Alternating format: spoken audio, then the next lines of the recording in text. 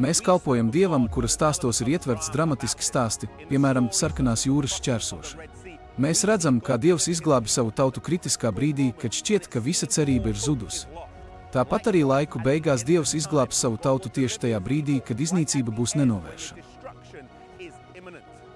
Tajā pašā laikā debesīs parādīsies varavīksne, kas šķiet apņems katru lūdzēju grupu. Šajā kontrastā ar nemieru uz zemes debesīs atskan balss, kas pasludina Atklāsmes 16. nodaļas 17. pantā minētos vārdus. Tas ir piepildīts.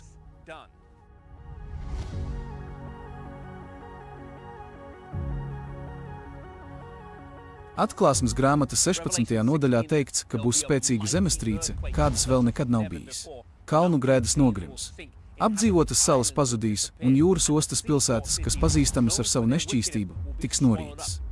Tad 21. pantā teikts, ka no debesīm kritīs milzu krusa.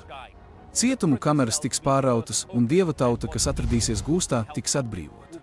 Arī kapi tiks atvērti, kā minēts Daniela 12. nodaļas 2. pantā, un īpaši augšām celsies tie, kas caurdūra Jēzu, kā minēts Atklāsmes 1. nodaļā un 7. pantā.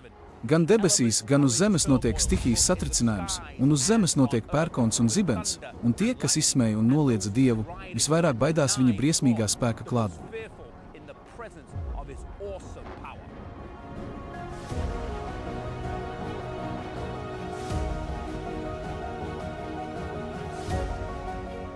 Pa vidu tam visam debesīs atskan balss, kas pasludina Jēzus atgriešanās dienu un stundu. Un tad austrumos parādās neliels melns mākonis, apmēram cilvēka rokas lielumā.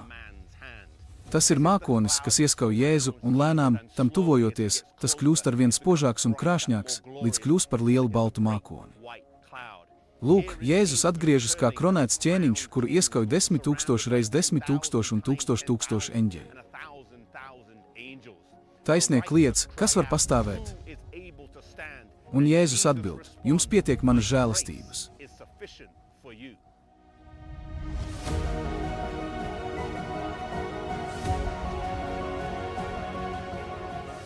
Zemes virpuļošanas, zibeņu un pērkona dārdēšanas vidū Dieva balss izsauc guļošos svētos no kapa.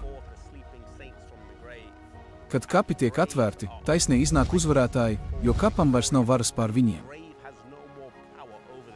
Tad notiks skaista aina, kad eņģeļi nesīs mazus bērnus un atkal ieliks tos mātes rokās, un draugi, kurus nāve ilgi šķīrusi, atkal satiksies, lai nekad vairs nešķirtos.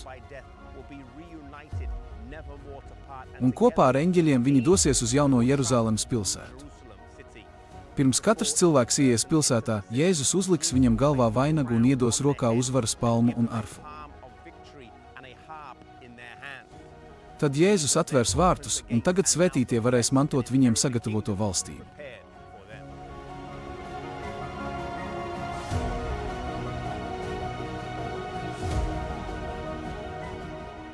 Tagad piepildās Jēzus lūgšana, lai viņš un viņa tauta varētu būt kopā, kad taisnie tiek sapulcināti pilsētā.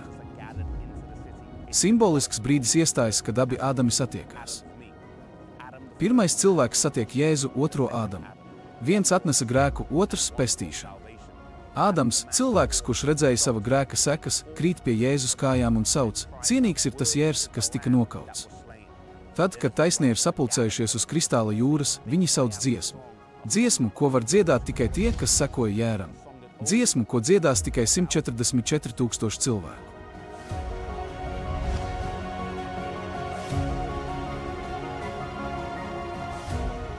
Tā kā taisnie atrodas paradīzē cauri nebeidzamajiem mūžības laikiem, Kristus krusts nepārtraukti būs gan viņu zinātne, gan dziesma. Tas tiks pētīts. Tas nekad netiks aizmirsts.